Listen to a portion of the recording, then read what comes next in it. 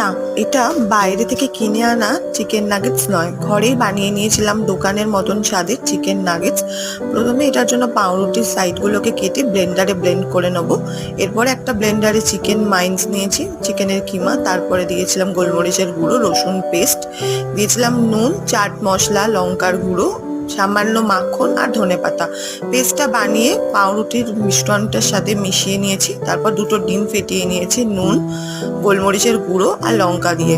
ভালো করে ফেটিয়ে নেওয়ার পরে হাতে তেল মাখিয়ে ওই পেস্টটা দিয়ে চৌকো চৌকো করে চিকেন নাগেটসের শেপটা দিয়ে প্রথমে ময়দা, তারপর ময়দা থেকে তুলে ডিমের ব্যাটারে দিয়েছি। তারপর সেখান থেকে ব্রেড ক্রামসে লাগিয়ে ভালো করে এপিট ওপিট করে নিয়ে তুলে নিলেই রেডি হয়ে যাবে।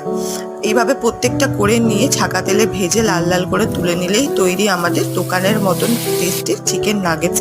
পরে অবশ্যই ট্রাই করবেন। আমার ভিডিওটা কেমন লাগলো অবশ্যই একটা লাইক, কমেন্ট, শেয়ার করে জানাবেন।